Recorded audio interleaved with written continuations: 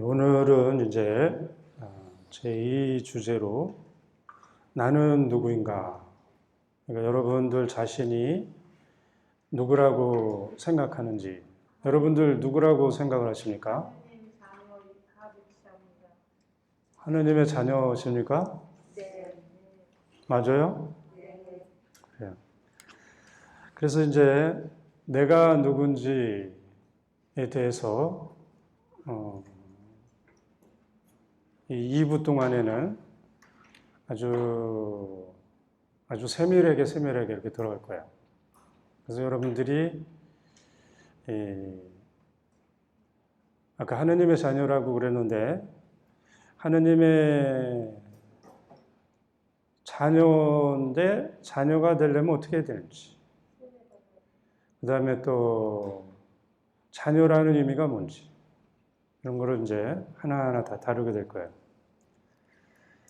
그래서 저는 이제 어떻게 내가 누구인지 이것에 대해서 이제 준비를 했는가 하면은 카톨릭 교회 교리서라고 있어요. 여러분들 아시죠?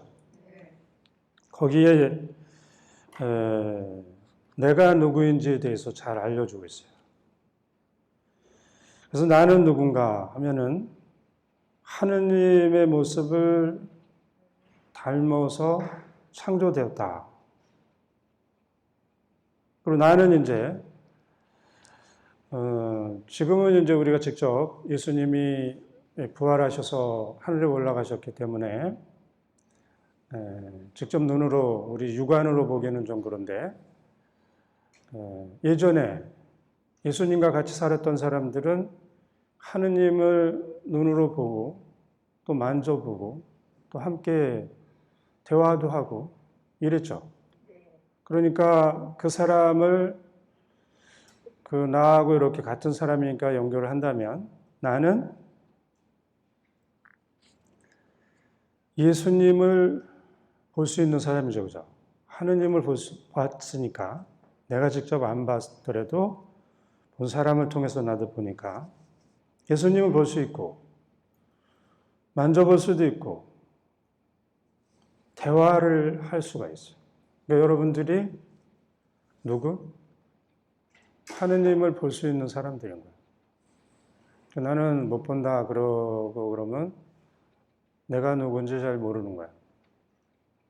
또 하느님과 대화가 가능한 거야. 그 다음에 나는 그 원죄 때문에 하느님의 모상이 막 다 일그러지고 우리 예를 들어서 오래된 그런 무슨 주전자 막 찌그러지고 막 그런 거 보신 적 있죠? 그 뭐 양은 주전자 그런 거. 그거 막 눌리고 찌그러져고 그래가지고 그렇게 다 일그러지고 찌그러졌는데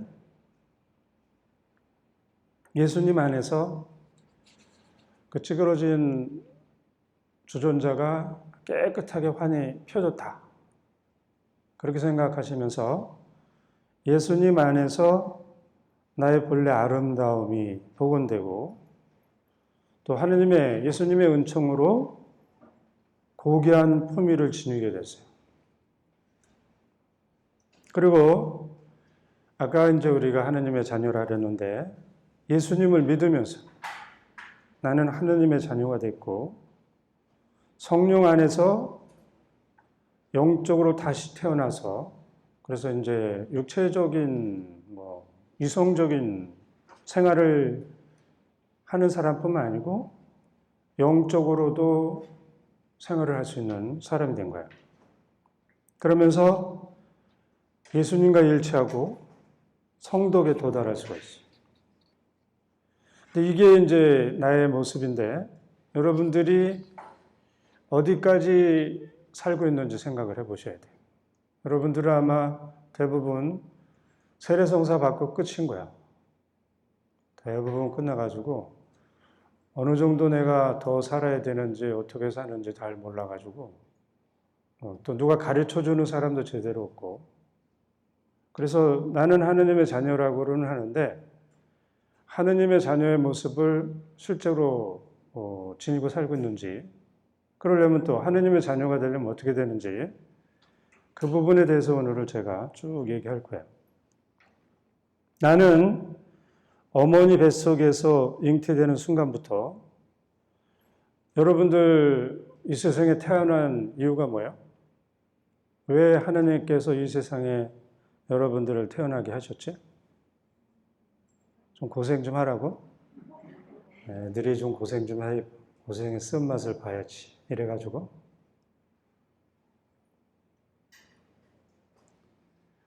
여러분들이 이 세상에 태어나신 이유는 행복하라고. 정말로 아주 그냥 더 이상 바랄 것도 없는 아주 참 행복을, 영원한 행복을 누리고 살라고 이 세상에 여러분들이 태어난 거예요. 그래서 이 영원한 행복, 참 행복을 여러분들이 삶의 목표로 하고 살고 있어요? 태어난 목적이 그거니까, 태어난 이유가 그러니까. 근데 현실 안에서는 좀 그런 게 없죠. 그러면 뭔가가 잘못됐죠. 그래서 이제 어디서부터 잘못됐는지를 여러분들이 알아야 돼. 내가 태어난 이유가 영원한 행복을 위해서 태어났는데 현실적으로 행복하지 않고 또 그 행복이 영원하지도 않고 이렇다면은 방향이 잘못됐죠? 잘못된 방향이 무엇일까? 아는 분 있어요?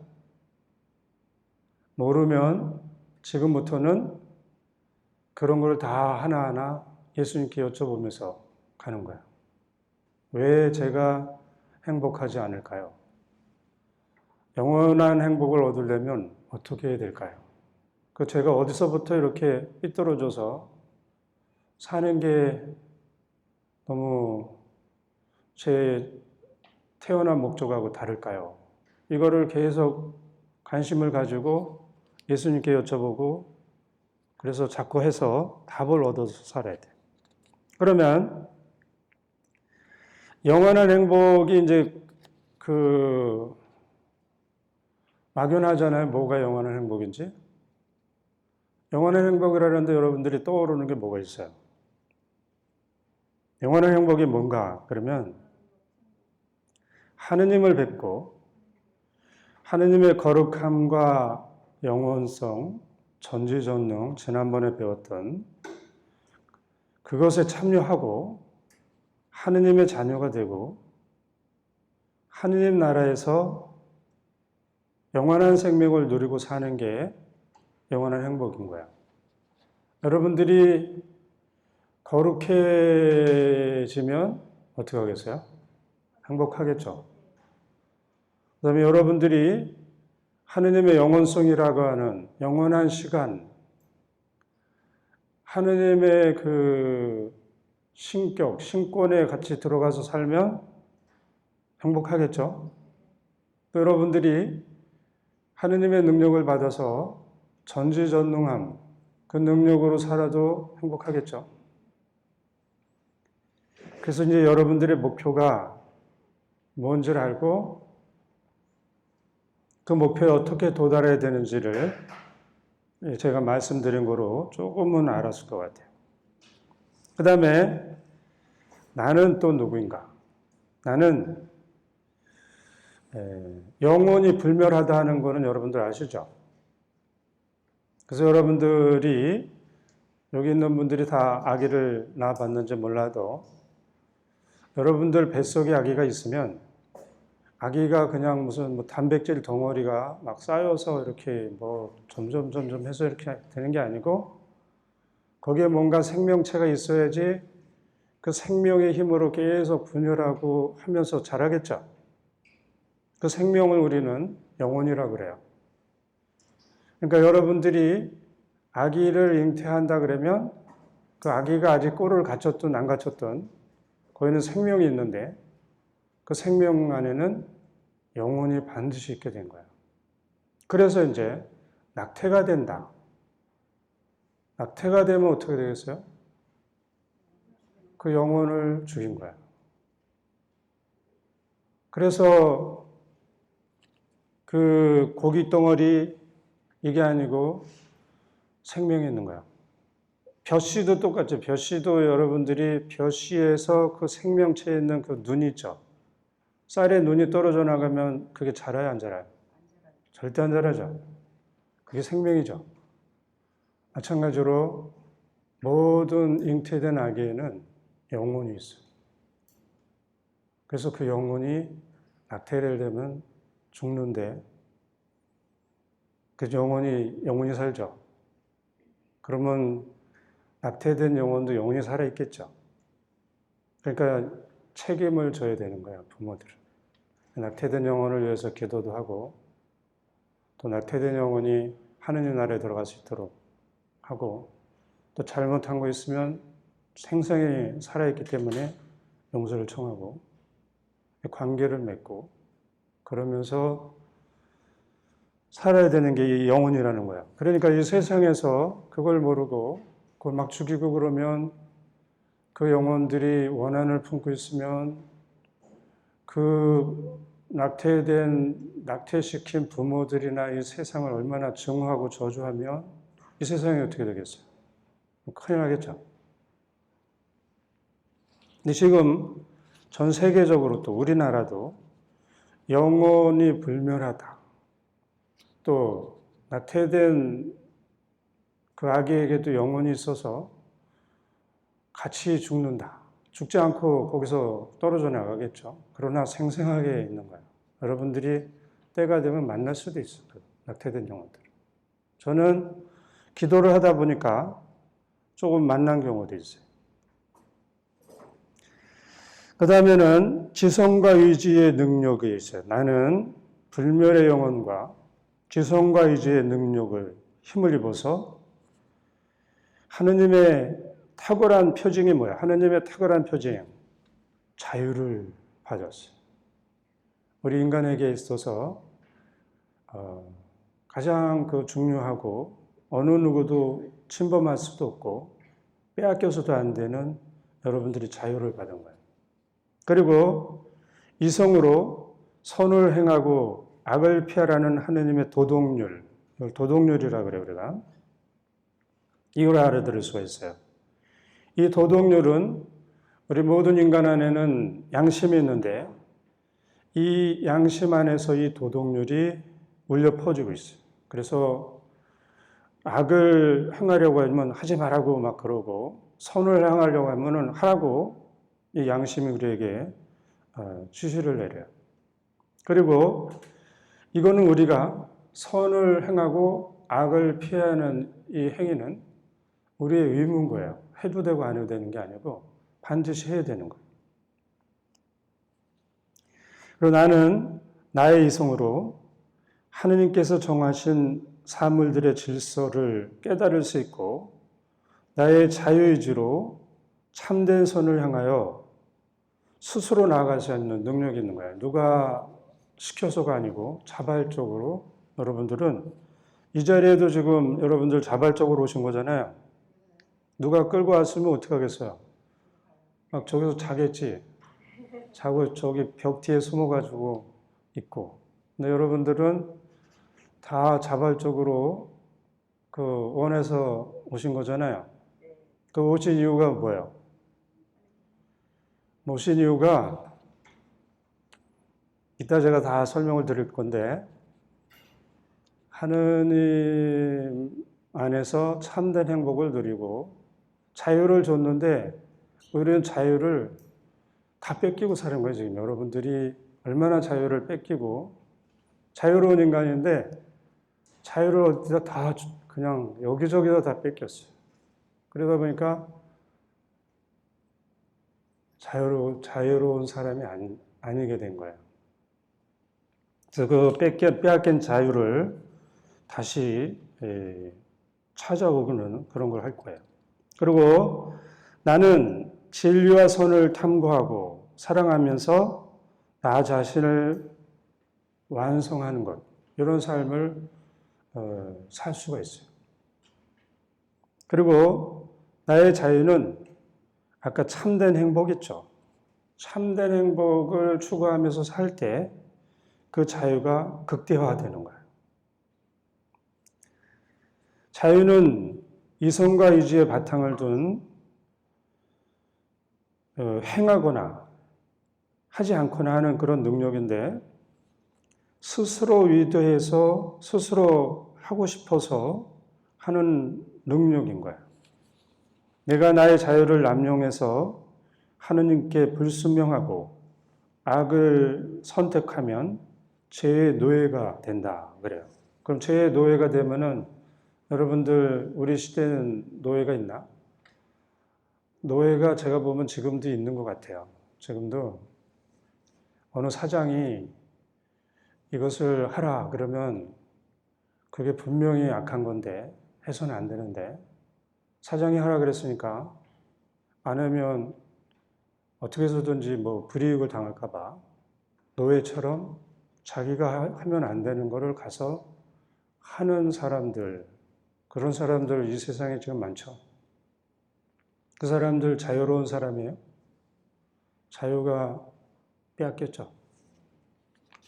그 사장한테 자유를 빼앗긴 거예요.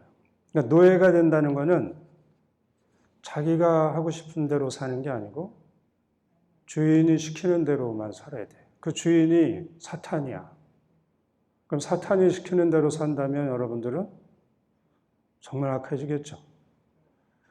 그러니까 죄를 진다고 하는 것은 여러분들이 자유를 빼앗기는 거예요. 여러분들의 자유를 사탄에게 준 거예요. 그럼 어떻게 돼요? 자유로워? 노예가 됐다 그랬죠. 시키는 대로 해야 되는 거예요, 노예는. 나의 본성은 죄의 종이 될 만큼 심한 상처를 입게 되는 거예요. 그래서 죄를 지면. 하지만 나의 자유로 선과 정의를 실천하면 더욱더 자유로운 사람이 돼요. 그리고 나는 그 아담과 하와가 악의 유혹에 빠져서 자유를 남용했잖아요. 그러다 보니까 내 본성에도 상처를 입었고 나도 악으로 기우는 경향이 생겼고 본성의 상처를 입으면서 원래 나는 아주 힘이 있고 그 영적으로도 모든 것에서 능력이 있는 사람인 거야. 나약하지도 않고 또 연약하지도 않고 그 주춤주춤하지도 않고 하느님의 능력을 받아서 산 사람이니까 아주 잘 살았던 사람인 거야. 그런데 자유를 남용해서 죄를 지면서 나의 모든 것이 아까 말씀드린 것처럼 일그러진 거예요. 일그러진 상황이 된 거예요. 그리고 나나 여러분들이나 나는 내 안에서 분열되어 있어. 서로 싸우고 있어. 이렇게 하려고 해도 저렇게 해야겠다는 생각도 있고. 이거를 갖다가 내적인 무질서라고도 얘기를 해요. 분열이 되어 있어. 그래서 이제 여러분들은 무엇을 하든 개인 생활을 하든 사회 생활을 하든 분열되어 있는 나, 선과 악, 또 빛과 어두움의 극적인 투쟁을 매일 하게 되는 거예요. 어느 때는 아주 그냥 적나라하게 하지만 어느 때는 약해도 이런 투쟁을 하면서 여러분들이 사는 거예요. 그래서 내가 누군가를 조금 제가 정리시켜 드렸는데, 내가 영적으로 다시 태어난다 그랬죠? 오늘 주제가. 영적으로 다시 태어나는 나잖아요, 주제가. 그러니까 영적으로 다시 태어나려면 나를 영적으로 다시 태어나게 해주시는 성령님이 또 누구신지 좀 알아야겠죠? 그냥 안 하면 안 되겠죠? 꼭 듣고 싶죠? 네. 그래서 듣고 싶으셔서 제가 이제 성령님이 누구신가 하고 알려드리겠어요. 성령님이 누구신가에 대해서는 요한복음 14장 26절 이하로 쭉 나와요. 거기에 첫 번째 성령님이 누구신가 알려주셨는데, 성령님은 나의 보호자시라고 해요. 우리의 보호자십니다. 그 성령님을 하느님 아버지 또 예수님께서 우리에게 보내주셨습니다. 그 성령님은 우리에게 오셔서 뭘 하시겠어요?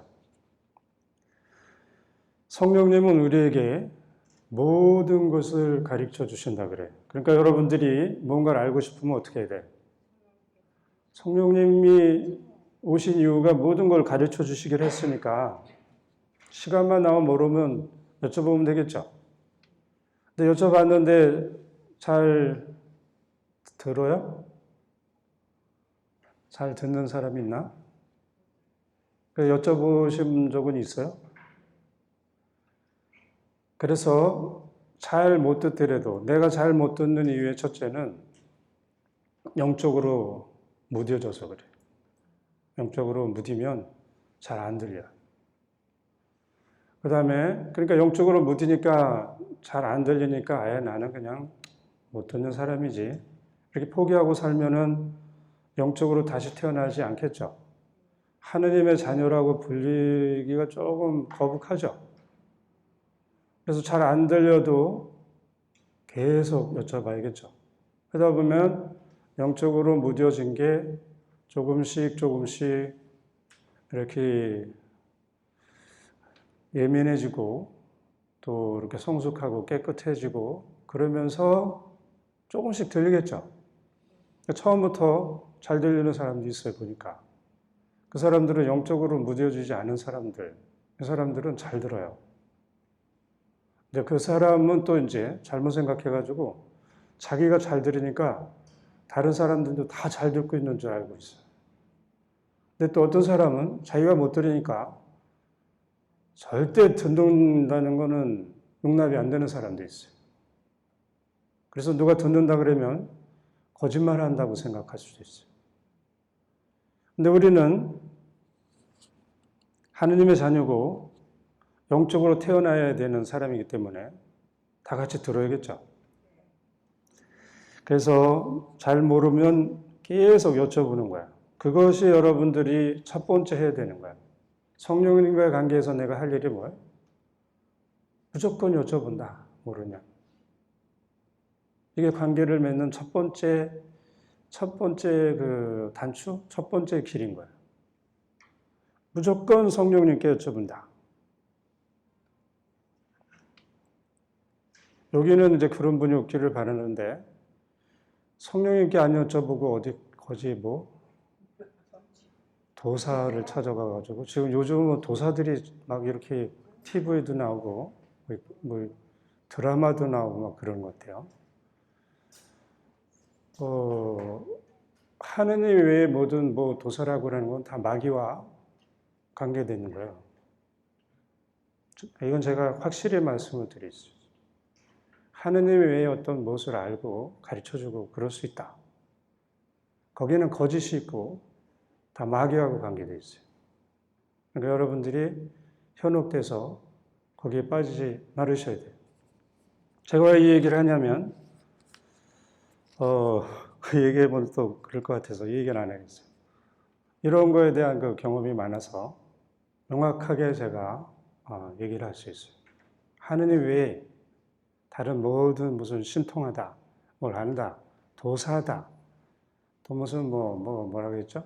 별의별 이름을 다 가지고 있는 그 모든 거는 천지신명이다. 다 마귀하고 관계된 거예요. 그래서 성령님께 모든 걸 난 물어본다. 그 다음에 성령님이 우리 안에 오시면 뭘 하셔? 예수님이 하신 말씀들을 우리에게 기억하게 해주신다 그랬어요. 그렇죠? 그 기억하게 해주신다는 말 여러분들 무슨 의미인지 알아요? 이거 단순하게 그냥 옛날 뭐 기억을 떠오르는 게 아니고, 기억한다고 하는 거는 예수님이 내 안에 현존하게 하는, 나와 함께 현실적으로 느끼면서 살게 해주는 게 이게 기억한다는 의미인 거예요. 아남네시스라고 그래, 우리 단어를. 또 우리 전문적으로는. 그러니까 여러분들이 이 단어를 그냥 듣고 그냥 기억하는 거겠지 이러면 안 되는 거예요. 예수님 말씀을 들으면서 기억하면서 예수님이 내 안에 현존한다, 살아계신다고 하게 해주시는 분이 누구? 성령님.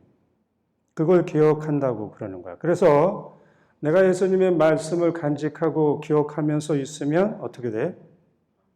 내가 예수님 안에 머물고 예수님이 그 말씀으로 내 안에 머물고 있으니까 나는 예수님 안에 머물고 아버지 하느님도 내 안에 머물고 또 삼위일체신 하느님이니까 성령님 안에 내가 머무는 사람이 되는 거죠.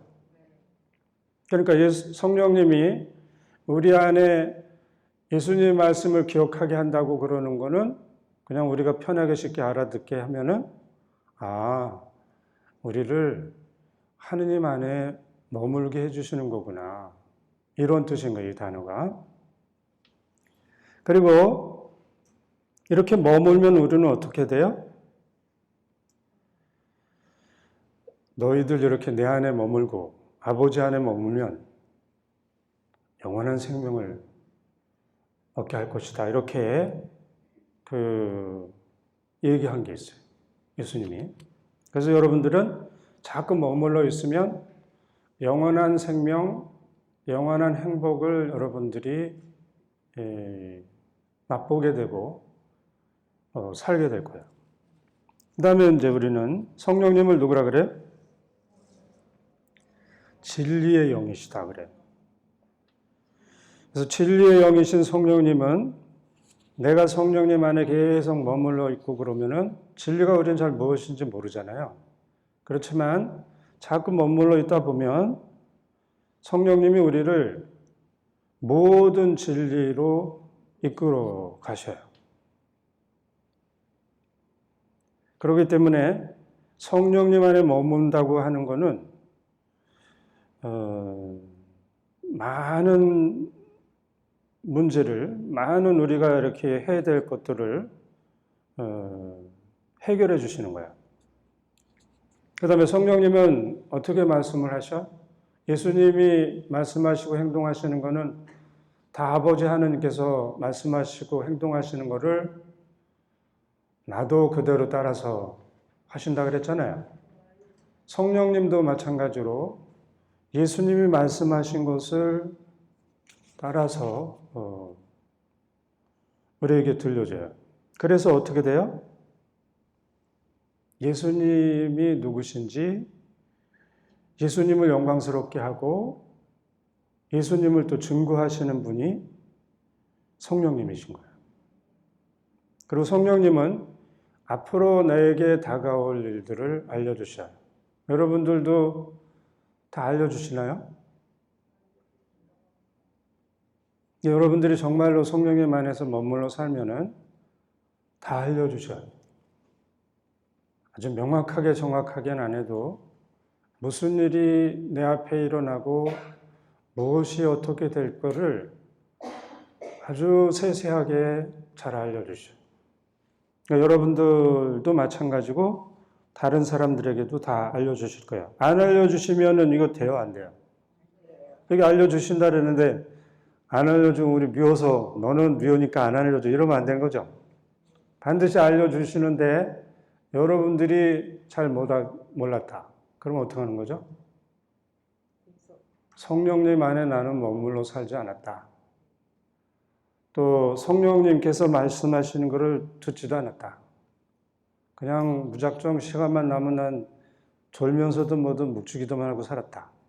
여러분은 이게 알아들을 수 있어 없어요. 그러니까 여러분들이 묵주기도 우리는 많이 해야 된다 그래가지고 어딜 가도 제가 신자들이 이렇게 묵주기도 하는 걸 봤는데 이 묵주기도를 다 하니까 내가 성령님으로부터 나의 모든 걸 다 알아듣고 대화가 되고 막 이거 아닌 거야. 무작정 이것만 하면 방해가 돼. 묵주기도를 하면서도 성령님께 여쭤볼 게 뭔지, 내가 모르는 게 뭔지 이런 걸 여쭤보면서 성령님 안에 머물고 대화를 하려고 하는 것으로 해야지 모든 것을 다 차단하고 오로지 나는 묵주기도의 횟수. 그래서 내가 오늘 전화를 하는데 친구한테 난 2000단을 한 것 같아. 그리고 친구가 보고 깜짝 놀라서 야 대단하다. 이렇게 해서 사는 건 아닌 거예요. 알아들었죠?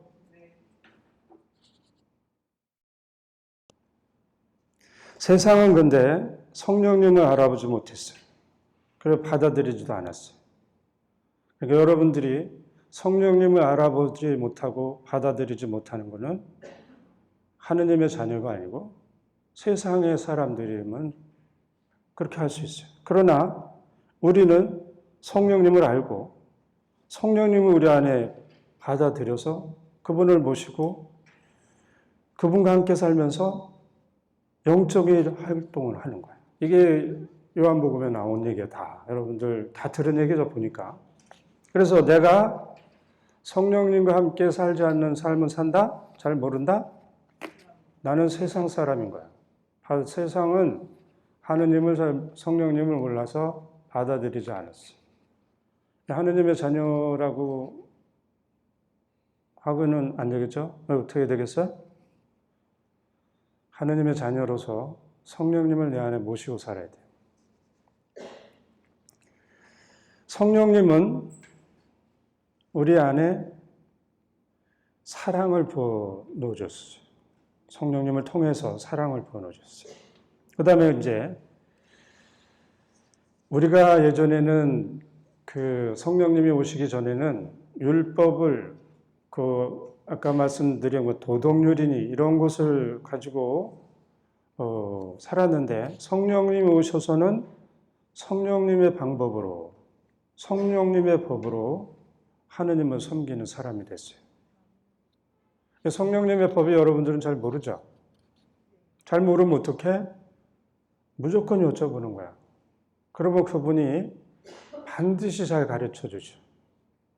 조금 인내를 가지고 내가 아직은 조금 준비가 안 됐지만 내가 그렇다고 여기서 포기하지 않겠다. 하고 계속 여쭤보는 거야.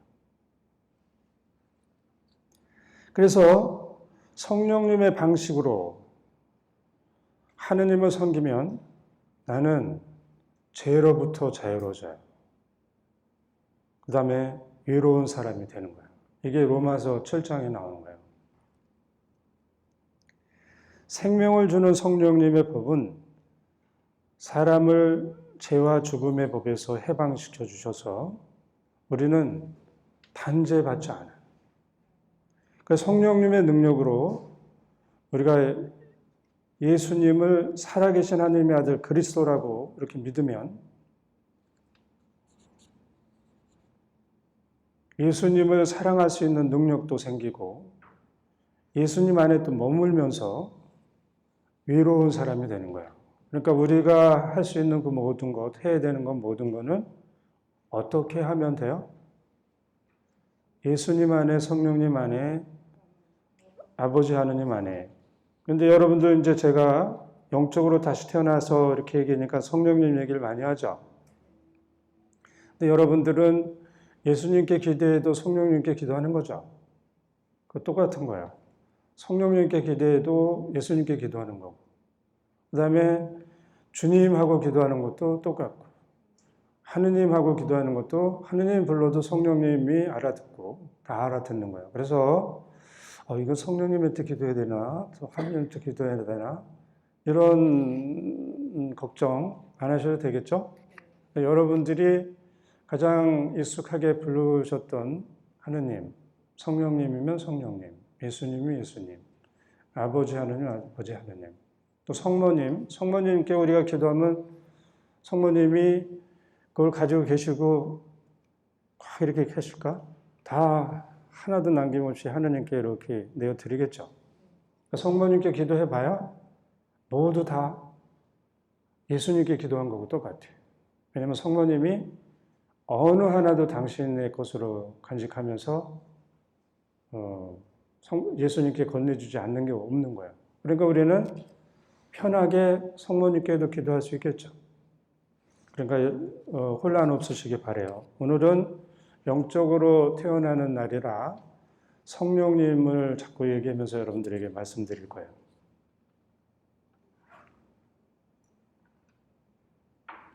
그 다음에 이제 이거는 그 성령님이 오시면은 죄와 외로움과 심판에 관한 잘못된 생각을 밝혀주실 것이다. 그렇게 예수님이 말씀하셨어요. 그래서 어떻게 말씀하셨냐면 그 내용을 보면 죄에 관해서 잘못 생각하는 것, 그것은 나를 믿지 않기 때문이고, 외로움에 관해서 잘못 생각하는 것은 내가 아버지께 가고 너희가 더 이상 나를 보지 못할 것이기 때문이고, 심판에 관해서 잘못 생각하는 것은 이 세상의 우두머리가 이미 심판을 받았기 때문이다.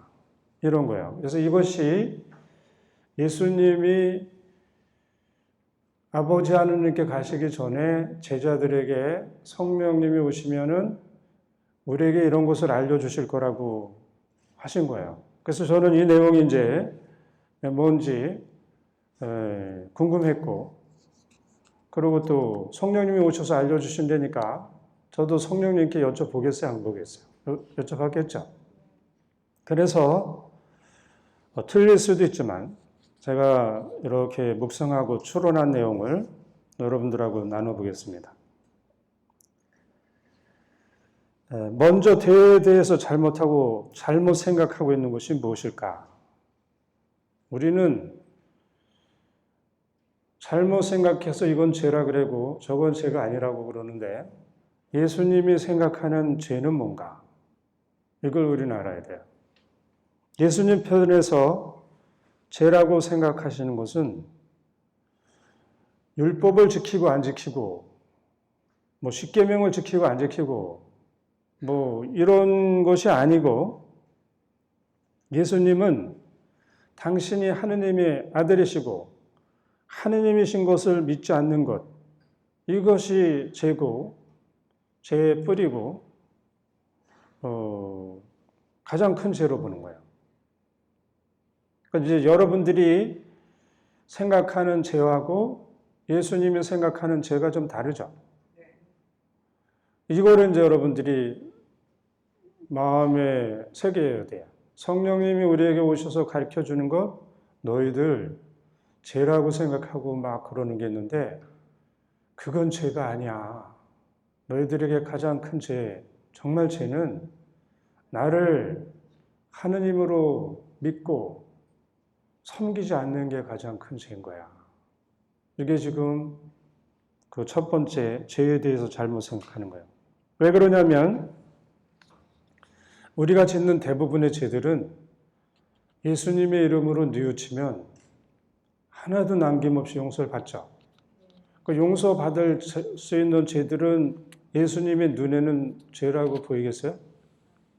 용서해 주는데 또 저희 용서받을 건데 시간 문제지. 죄로 안 보이겠죠? 그런데 용서받을 수도 없고 용서해 줄 수 없는 그 상태는 죄겠죠. 그냥 죄로 남아있으니까. 근데 누가 그렇게 하겠어요? 예수님을 하느님으로 믿지 않는데 예수님께 죄를 잘못했습니다 고백하겠어요? 안 하겠어요? 안 하겠죠? 그러니까 잘못했다고 뉘치지 않으니까 그 죄가 용서받겠어요? 못 받겠어요? 그럼 그건 정말 죄죠. 그러니까 예수님께서 죄에 대해서 잘못 생각하는 것들, 그러니까 여러분들도 다른 사람들을 이렇게 판단할 때 에이 저희 못된 사람 막 이러는 게 아니고 예수님의 이 가르친 대로 성령님이 오셔서 가르쳐 준 대로 저 사람이 용서받을 죄를 가지고 있는 거는 뭐 나도 너도 똑같이 다 용서받아서 그건 죄도 아니야. 단지 나의 마음을 좀 아프게 하고 힘들게 하고 그런 건 있는데 그건 죄도 아닌 거야. 그러니까 여러분들도 그걸 죄라고 보면서 이렇게 째려보고 마음에 품고 또 뭐라 그러지? 앙심을 품고 또 뭐 어떻게 이런 이상한 행동을 하는 거는 죄가 뭔지 몰라서 그러는 거야. 그런 행동을 하고 사는 사람은 성령님이 이 말씀 오셔서 해주신 거를 잘못 들은 사람인 거예요. 그래서 우리의 많은 죄들은 예수님 편에서는 죄로 보이지 않아요. 그러나 예수님 편에서 죄로 보이는 것은 당신을 하느님으로 고백하지 않는 사람들, 그 사람들은 죄로 보는 거예요. 이해가 됐죠? 그 다음에 우리의 죄들이 어떻게 용서되는가 하면은 내가 죄를 졌어요. 죄를 졌는데 하느님께 용서를 청하면 그 용서를 청한 그 사람의 그 마음이 아무리 틈이 적어도 하느님의 사랑에 들어갈 수 있는 틈이 있어요. 그래서 하느님의 사랑에 들어가서 용서를 받고 또 치유도 되고 그러는 거예요. 그런데 예수님을 부정해서 또 거기다가 또 예수님을 막 미워하고 증오해서 욕을 하고 그러면 뉘우치지도 않으니까 하느님의 자비와 용서, 사랑이 들어갈 틈이 없어요. 하나도 틈이 없겠죠. 틈이 없어서 죄로 그대로 남아있는 거예요. 그러니까 이제 여러분들이 그런 사람들이 있으면 좀 도와줘야겠죠. 잘못을 졌지만 계속 뉘우치고 사는 사람은 하느님 편에서는 그게 죄로 보이지 않는다 그랬죠. 근데 그렇게 아니고 죄로 남아있는 사람들이 있으면 그 사람은 큰일 나겠죠. 큰일 나는데 그냥 못 본 척 하면 돼, 안 돼? 안 되죠. 기도해가지고 정말 바늘구멍 많은 구멍이라도 하나 뚫어줘야겠죠. 그 다음에 위로움에 관해서 잘못하는 게 무엇인가?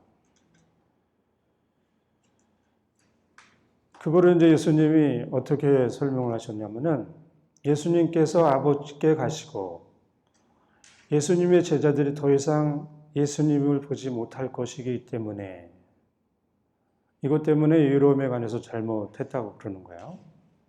그럼 이것을 예수님의 행적에서 이렇게 좀 살펴보면 예수님께서 아버지께 가시고 이거는 어떤 거죠? 예수님께서 십자가에 못 박혀 돌아가시고 또 부활하시고 그 하늘에 올라 승천하시고 이 내용이죠. 예수님께서 아버지께 가시고 그래서 그러면 어떻게 하겠어요? 제자들은 예수님이 하느님 아버지께 올라가셨으니까 더 이상 보지 못하겠죠. 이 내용인 거야. 그러면 여기에 어떻게 위로움이 관계가 되는가 설명을 드리면 세상 사람들은 예수님을 어떻게 봤어요? 죄인으로 봤어요. 죄인으로 봐서 예수님을 십자가에 못 박혀 죽였어요. 그런 하늘나라에서는 예수님을 위로운 분인 거예요. 예수님께서는 아버지 하느님께 순명하셔서 돌아가신 거예요. 그래서 이 세상의 위로움과 하느님 나라의 위로움이 크게 차이 있는 거를 이제 여러분들 아시겠죠? 그러니까 여러분들이 이 세상에서 위롭다고 해서 하느님 나라에서 위로울 곳이라고 생각하셔서는 안 되는 거예요. 이 세상에서 말하는 위로움은 내가 법을 잘 지키고 또 뭐 여러 가지 무슨 뭐라 그랬죠? 규칙들도 잘 지키고 그래서 준법 정신에 따라서 잘 살고 또 내가 뭐 할 수 있는 선행을 하고 뭐 이러면은 이 사람을 참 이롭고 착하고 그래서 뭐 연료 또 뭐 있죠? 연료 상도 주고 또 무슨 상, 효녀상 막 이렇게 주고 그러는데 하느님 나라에서 이로운 뭐예요? 하느님이 나를 이롭게 해주셔야 나는 이로운 사람이 되는 거예요. 내 스스로 이로운 사람은 절대 될 수가 없어요. 하느님께서 나를 어떻게 이롭게 해주셨어요? 십자가에 못 박혀 돌아가시고 부활하시고 하늘에 올라가시면서 원죄로부터 내가 상실된 나의 의로움을 되찾아 주신 거예요. 그러니까 이제 이걸 여러분들이 좀 알아들으셨으면 의로움에 대해서 잘못되는 것이 뭐예요? 내가 무슨 의로운 행동을 하고 착한 행동을 해서 내가 의로운 사람이 돼? 절대 아니죠. 어떻게 올바르게 생각해야 돼? 하느님께서 예수님께서 아버지께 돌아가신 것을 통해서 내가 의로운 사람이 된 거죠. 그러니까 나는 예수님이 나를 이롭게 만들어 주신 거죠. 그 만들어 주신 게 아버지께 돌아가시면서 그거는 십자가에 못 박혀 돌아가시고 부활하시고 승천하셨어요. 그래서 나는 세례를 받으면서 의로운 사람이 됐죠. 예수님이 그렇게 나를 이렇게 해주셨으니까.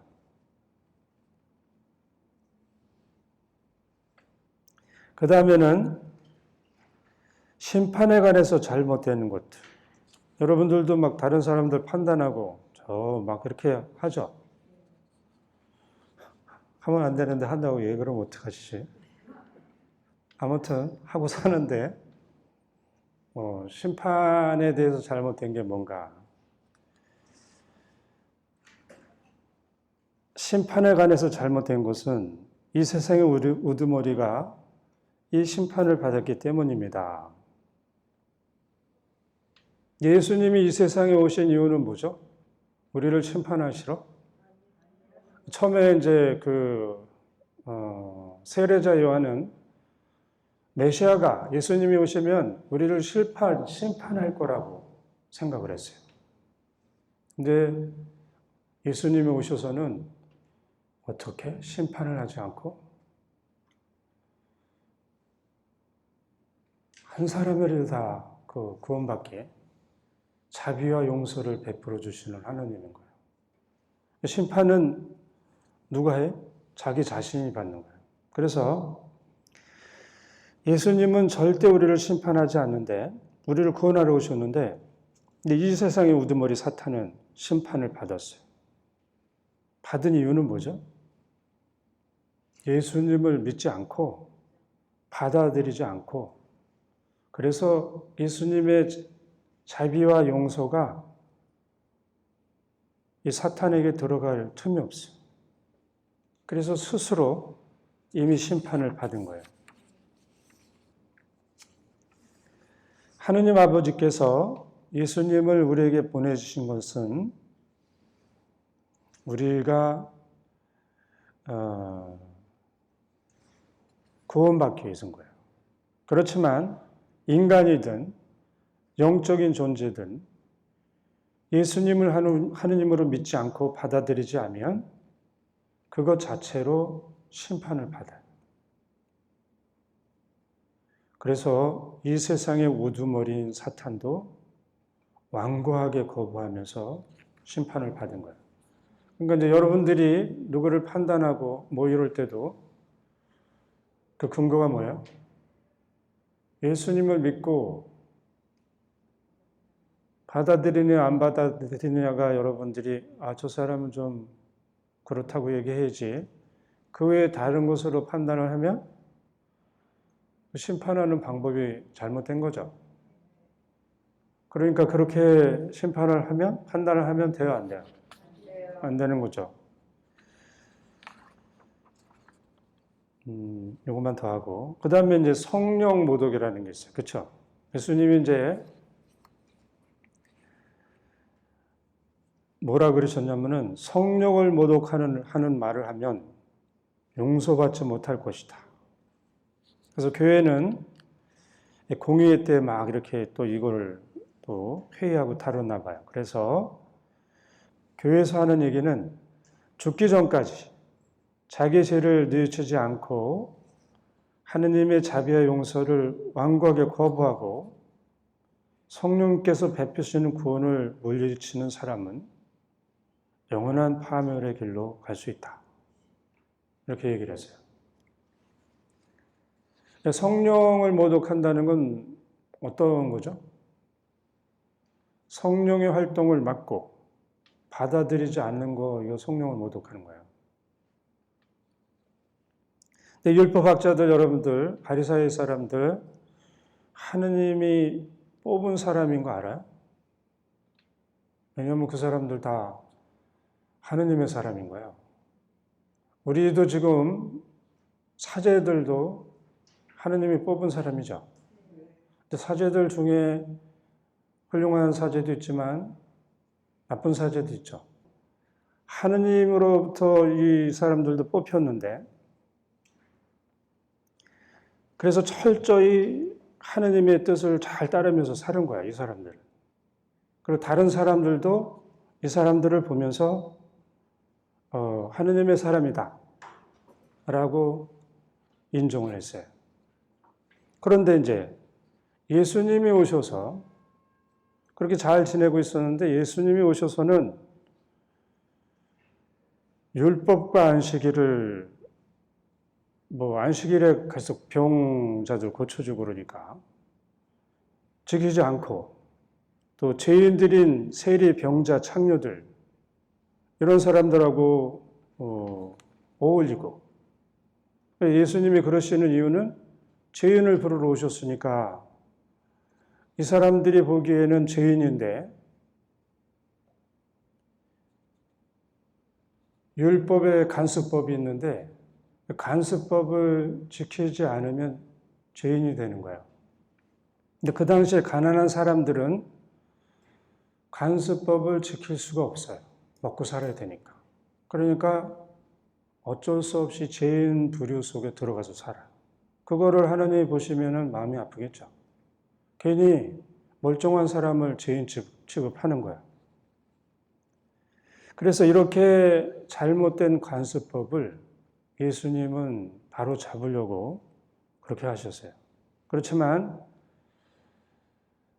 이 바리사의 사람 율법학자들은 옛날 관습에서 절대 벗어나지 않고, 그것이 비록 잘못됐더라도 새로운 법, 사랑의 법 하는 예수님의 복음을 받아들이지 않으면서, 어느 때는 예수님께서 참 훌륭하신 분이십니다 라고 하고, 어느 때는 또 예수님이 하시는 일을 보고 베엘제불의 힘을 빌려서 한다고 이렇게 말을 하면서 예수님을 이제 죽일 음모를 꾸몄어요. 이런 사람들에게 예수님은 성욕을 모독하는 사람은 영원한 죄에 매이게 된다고 그래요.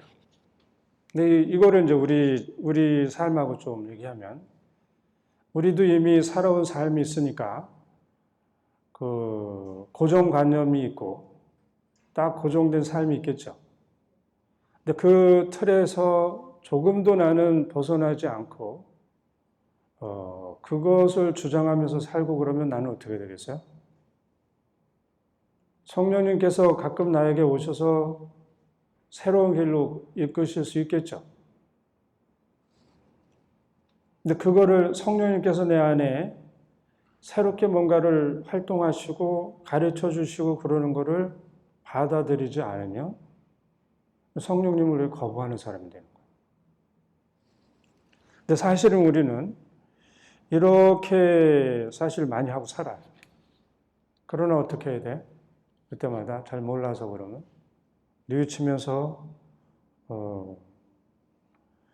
성령님께서 내 안에서 자유롭게 활동하시도록 내어드리면서 그러면서 가야겠죠. 근데 나는 끝까지 내 삶을 절대 바꾸진 않겠어.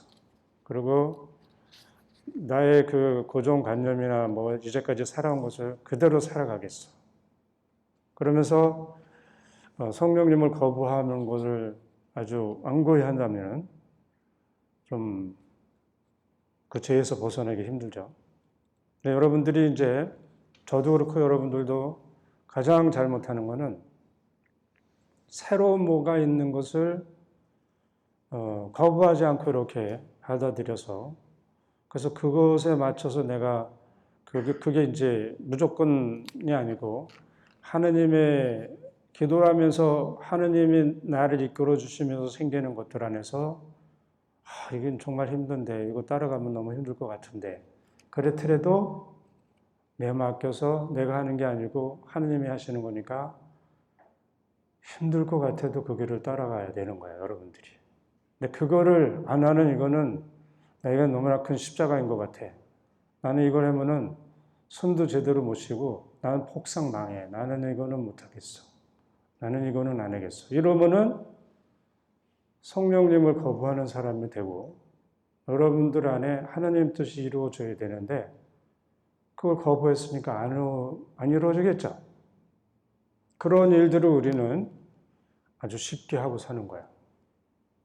그래서 여러분들이 오늘 이 강의를 듣고는 쉽게 하는 나라는 걸 인정하고 어떻게 해야 돼?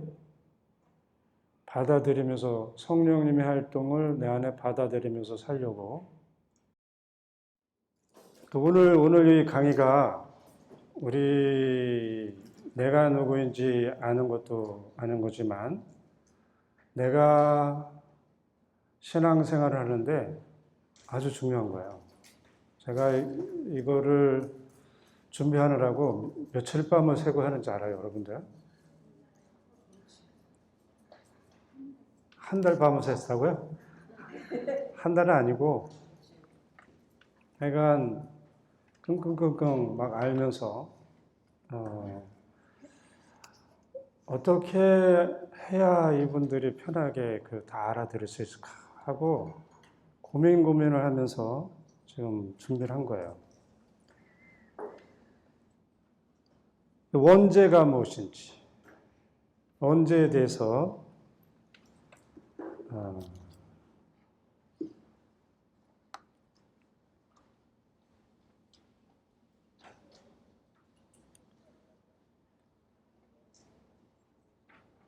알아보겠어요. 여러분들이 원죄에 대해서 많이 들어봤죠? 근데 오늘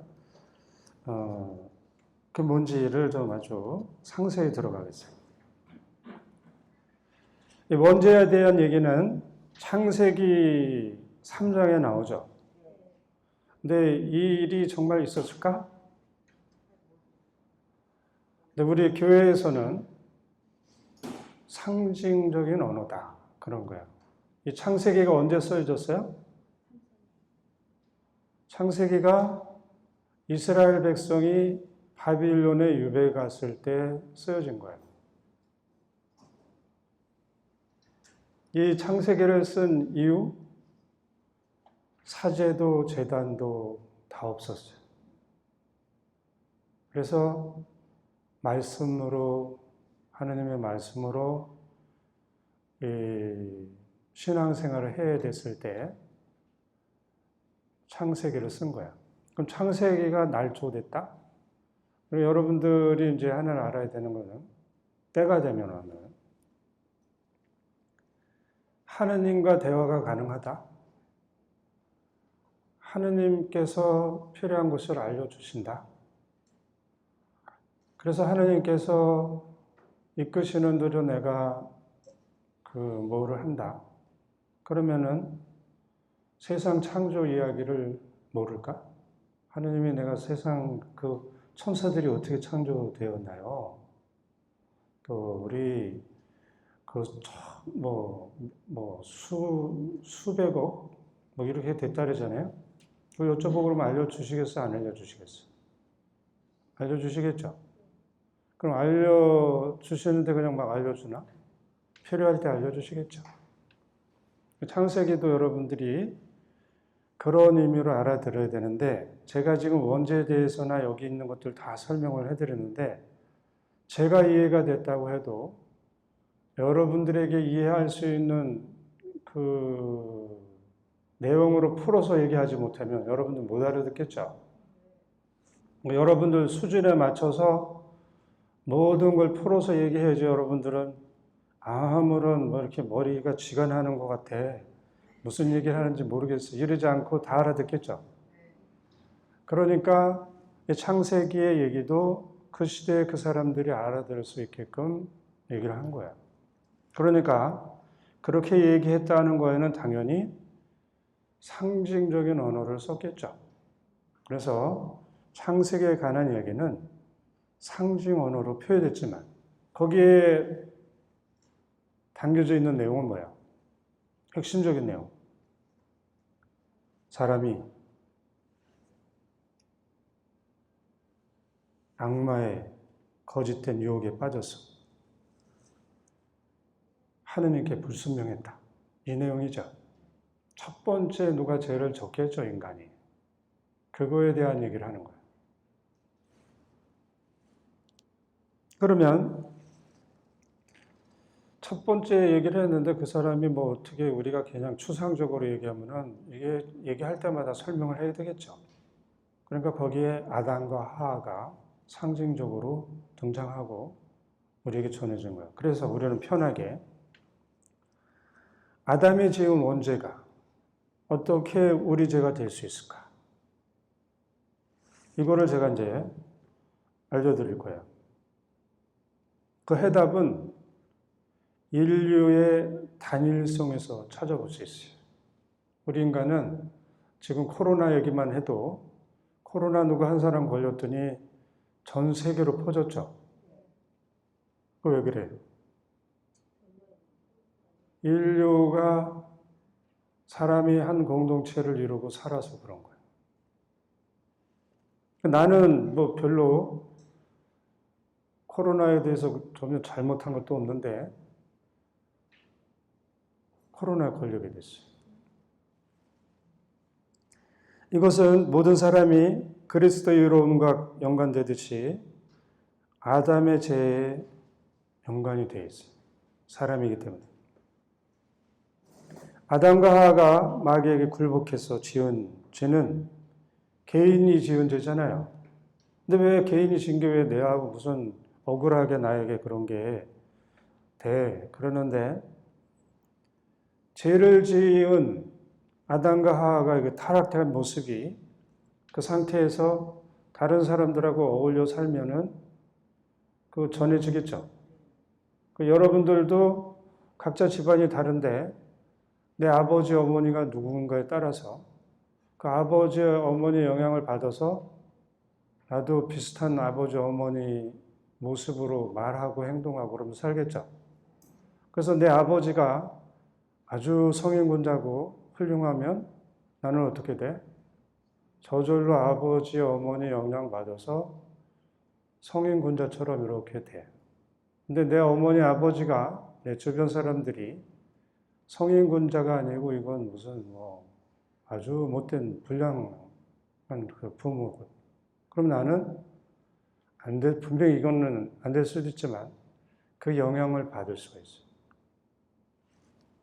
그래서 아담과 하하고 같이 지냈던 사람들이 그 타락한 죄의 상태를 보고 배우고 시청각으로 보고 배우고 퍼뜨려서 어느 때 보니까 인류 공동체 전체가 퍼진 거예요.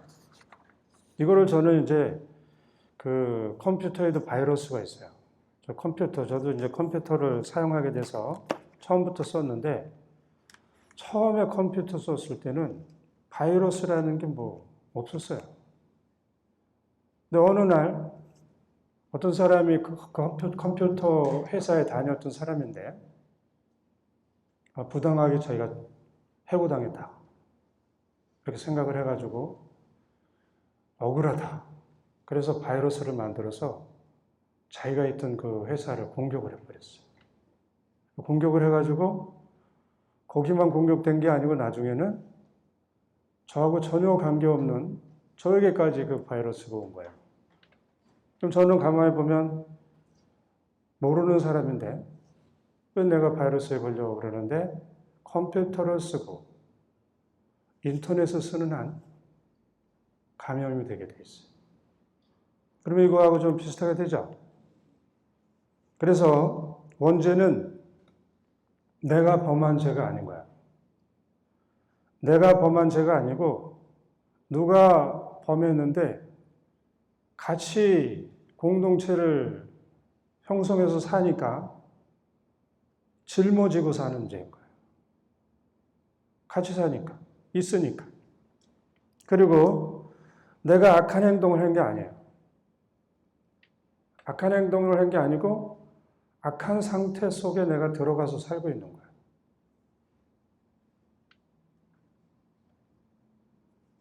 그럼에도 불구하고 이제 여기에 너무나 좀 우리에게는 슬픈 얘기고 힘든 얘기인데 그런 결과 나는 누군가 하면은 나는 이 원죄의 결과 속에 들어가 있어요. 그러니까 원죄 없이 태어나신 성모님 하면 이것이 다 없다는 거야.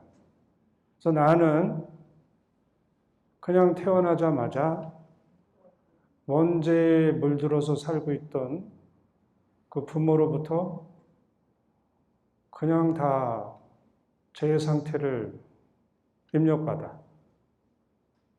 그래서 아주 태어나면서부터 죄의 상태에 물들어 있고 죄의 결과나 그 짐을 아기가 이렇게 계속 그 답습하면서 거기에 들어가 있는 거예요.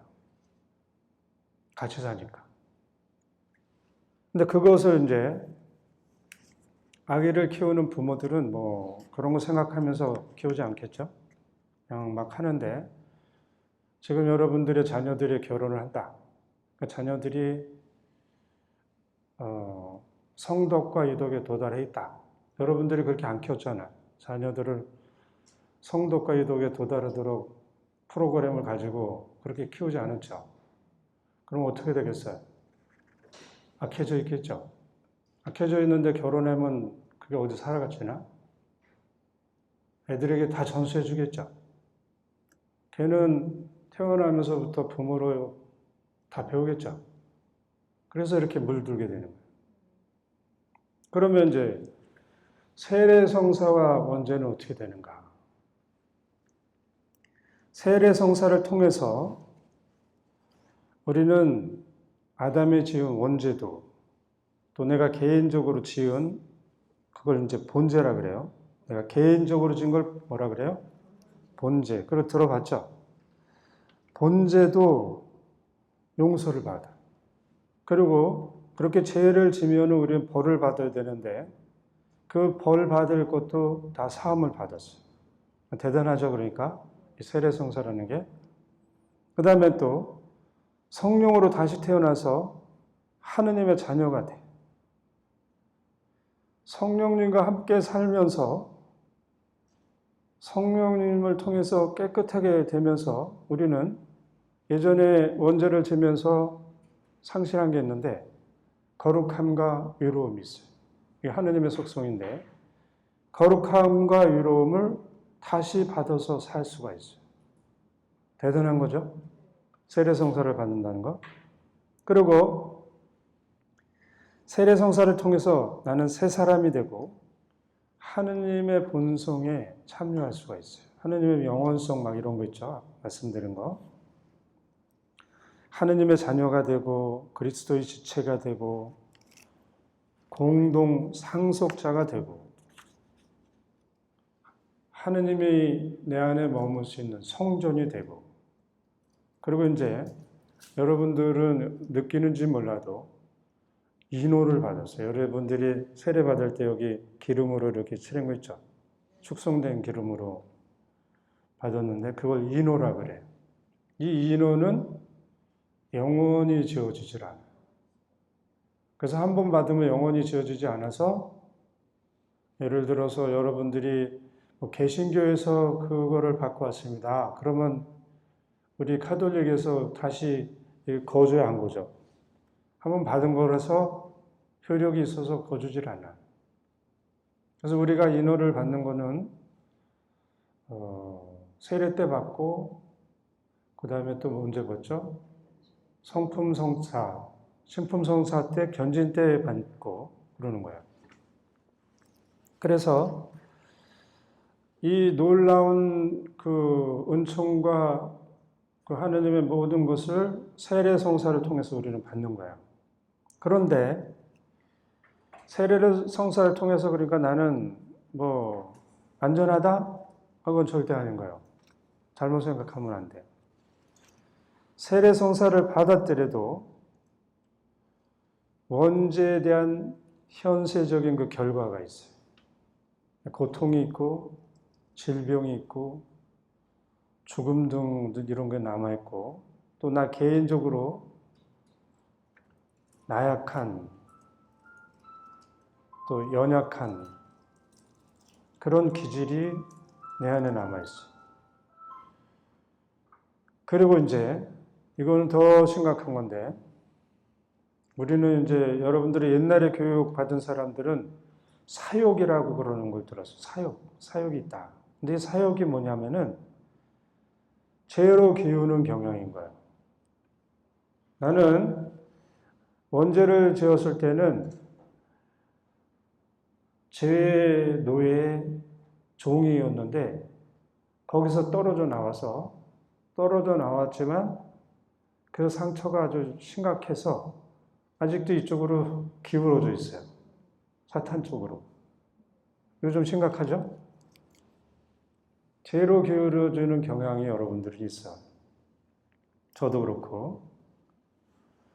그래서 세례 성사를 받았지만 나는 죄로 기울어지는 경향이 이 사욕이 있으니까 사욕에 죄로 기울어지지 않도록 예수님 안에 머물면서 계속 이렇게 똑바로 서서 예수님께로 이렇게 가려고 하는 삶을 살지 않으면 안 되는 거예요. 그렇게 여러분들이 살라고 신자 재교육하고 막 그러는데 그 내용의 아주 핵심은, 내적인 핵심은 죄로 기울어져 있으니까 가만히 있으면 죄에 빠지니까 매일 나는 예수님 안에 멈춰서 예수님의 능력으로 하느님께 가야 되는 사람인 거예요. 그 다음에는 이제 이것을 현실적으로 보면 어떨까 하는 걸 이제 여러분들하고 나눠보겠어요. 세례 성사를 받지 않은 사람과 세례 성사를 받은 사람의 차이가 무엇일까? 세례 성사를 받지 않은 사람은 자기 안에 있는 죄의 상처들, 그 인간적인 그 연약한 기질들, 또 나약함들, 죄로 기울어져 있는 그 힘들, 이것을 어떻게 할 수가 없어요. 그 사람, 왜냐하면 이 모든 거는 인간의 능력으로, 노력으로, 뭐 어떤 희생극기로 여기서 벗어날 수 있는 게 아닌 거예요. 하느님이 해주셔야 돼. 근데 세례 성사를 받으면 그런 것들이 내 안에 있지만 나는 예수님 안에 머물고 성령님 안에 머물면서 가장 먼저 첫 번째 하는 거는 뭐예요? 머물면 영적인 치유를 받아요.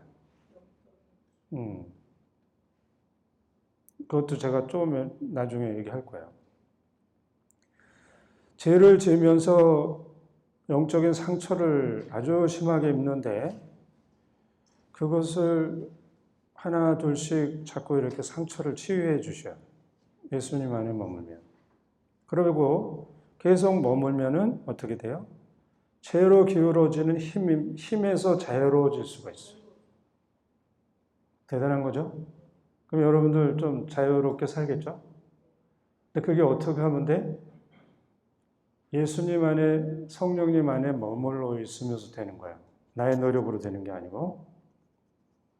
근데 이제 또 이런 예도 있어요. 제가 성당에 있는데 어떤 신자를 만났더니 자기 교리도 안 했는데 그냥 세례를 받았대요.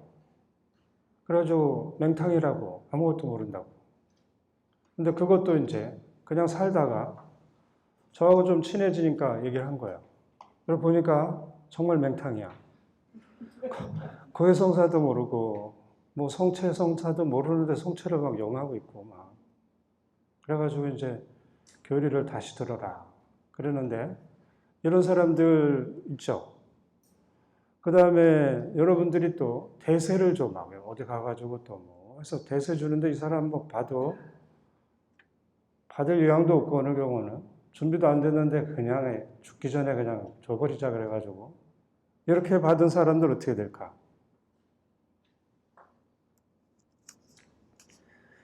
그래서 이제 이 사람들은 교리도 받지 않았고 객관적으로 봐도 아직 세례를 받아서는 안 되는데도 그냥 받았고 그랬으니까 교리를 잘 받고 한 사람하고 뭔가 차이가 있겠죠. 근데 차이는 뭐고 똑같은 건 뭔가 보면은 이 사람들이 세례성사를 받으면서 세례성사의 모든 은총과 효력은 똑같이 받아요. 아까 제가 말씀드렸죠. 세례성사에 관해서. 그 다음에 하느님의 자녀가 되는 인호도 받아. 영원히 지워지지 않는 인호도 받고. 그런데 이 사람이 회개를 하지 않고 받았으면 회개하지 않은 상태 그대로 있어요. 안 했으니까 그대로 있겠죠. 예수님을 잘 모르고 받았으면 잘 모르는 상태로 그대로 있어요. 그래서 모든 상태가 그대로에서 세례성사를 받았고 그 안에서 성사의 은총과 효력과 성령의 인호가 있는 거예요. 그러면 세례성사를 잘 받아서 준비한 사람은 어떻게 될까? 이 사람하고 무슨 차이가 있을까? 첫째로 이제 영적으로 크게 차이가 생겨요. 같은 거룩함과 의로움의 은총을 받았어도 그 은총의 정도에서 차이가 있어요. 믿음의 정도에 따라서 우리는 뭘 할 수도 있죠. 그러니까 여러분들이 믿음이 여기 다 여러분들이 있지만 각자 다르다는 거죠. 그래서 믿음의 정도에 따라서라고 하는 얘기를 해요. 그러니까 은총의 정도의 차이가 있어요. 하느님의 사랑을 받아도 사랑의 강도가 엄청나게 차이가 있는 거예요. 성령님이 같이 머물러도 성령님께서 머물러서 성령님의 능력을 이렇게 활동하시는데 엄청나게 차이가 있겠죠. 이런 차이가 있는 거예요. 이런 부분을 아시기 바라고.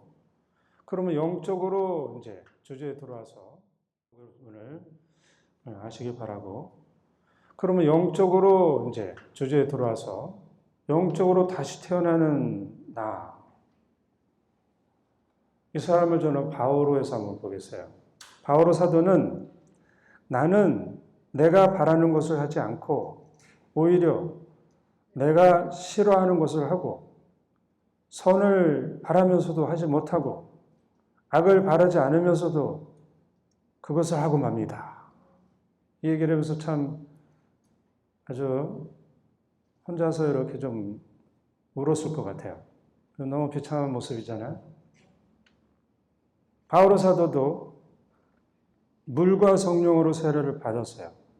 그래서 이방인의 사도로서 예수님을 잘 따르고 그리고 정말 놀라운 일을 했죠. 그렇지만 바오로 사도 안에 연약한 기질,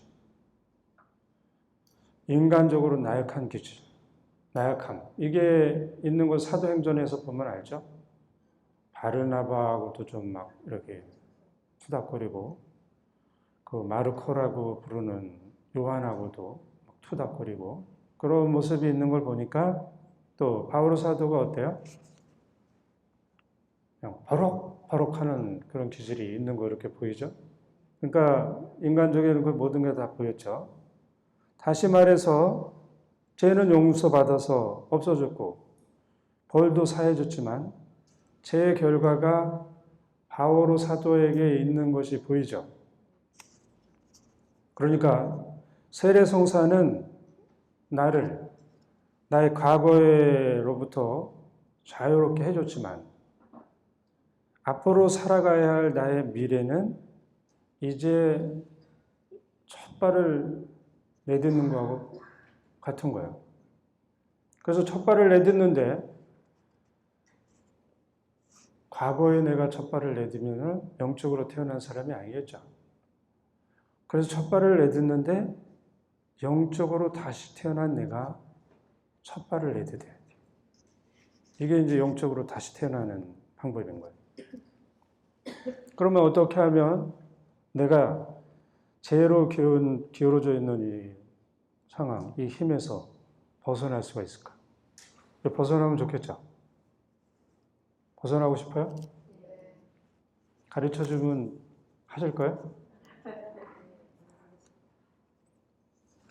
안 하실 것 같으면 안 가르쳐드리고. 이거만 알면은 정말 여러분들이 살만하겠죠?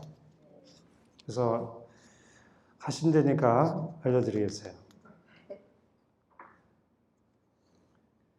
죄로 기우는 경향에서 벗어날 수 있는 것은 내가 하느님 앞에서 눈물을 흘리고 잘못했습니다.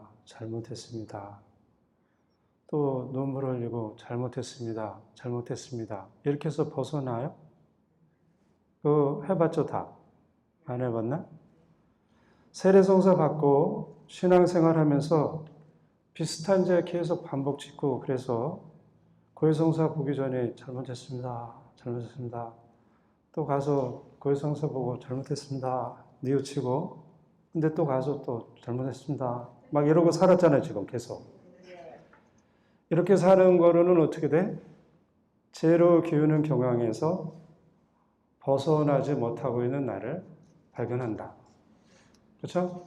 이렇게 살면 돼요, 안 돼요? 안 되겠죠? 근데 내가 영적으로 다시 태어나면 죄로 기울어졌던 나의 힘이 하느님께로 향하게 돼요. 그 육적인 사람에서 영적으로 사람으로 다시 태어나는 거예요. 이러면서 죄를 지으면서 입었던 상처도 치유받고 아까 바오로 사도가 가지고 있었던 그 연약한 기질들, 나약함들도 치유가 되고 그 다음에 가장 중요한 거는 원초적인 힘, 죄 짓기 전에 있었던 하나님이 주신 힘들 있죠. 이 힘을 되찾는 거예요. 대단하죠? 그래서 나는 이 힘으로 예수님을 타오르는 불꽃처럼 불꽃처럼 사랑한다고 하는 얘기 들어봤죠? 그 우리 십자가 성요한이 쓴 책에도 타오르는 불꽃, 영혼의 불꽃 막 이런 책이 있어요. 이렇게 얘기를 하는 거는 이 원초적인 힘을 회복한 사람이 할 수 있는 거예요. 왜냐하면 사랑할 힘이 있어야 사랑을 하지. 다 여기저기 상처 있고 힘이라는 힘은 다 이렇게 여기저기 뺏기고 그랬는데 힘이 있어야 하나님을 사랑하지. 근데 그 힘들이 다 모아진 게 원초적인 힘인 거예요. 그러면 이제 조금 더 설명을 드리면 세례성사를 받은 사람들은 영적으로 갓 태어난 사람이죠. 그렇기 때문에 그 사람은 거룩하고 외로운 사람이긴 하지만 완전한 사람이라고 할 수 있어요? 할 수 없죠? 아직은 완전하지 않고 이미 거룩하고 외로운 사람인 건 맞아요. 그래서 여기서 멈추면 어떻게 돼? 대부분 여기에 멈춰서 살아요, 우리가. 우리 그 신자들이 세례성사를 받아서 영적으로 성숙해야 되는데 그냥 영적으로 태어나서 갓난아기의 모습 그냥 거기서 성당에 다니면서 뭐 하고 또 뭐 이러고 하고 살은 거예요.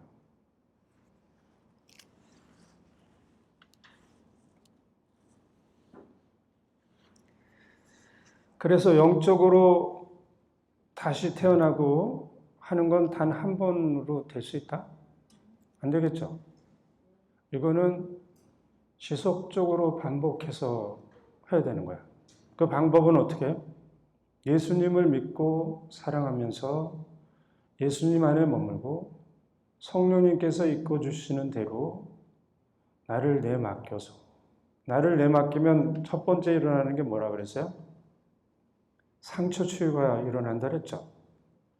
내가 무슨 상처를 입었는지도 모르는데 피 흘리고 있으니까 하나님 보니까 제가 막 피 흘리고 있으면 뭐가 해야 돼요? 그 피 닦아주고 피 흘리지 않게 막아야 되잖아요. 그거부터 하시는 거야. 그리고 나는 어떻게 해야 돼요? 예수님 안에 머물고 성령님 안에 머물고 그러면서 어떻게 하면 제가 죄로 기울어지는 이 힘이 하느님께, 예수님께 기울어지는 힘이 될 수 있을까요? 하고 간절히 청하는 거야. 알려달라고. 이거는 내 능력으로 되지 않고 성령님의 능력으로 되니까 성령님이 해주십시오.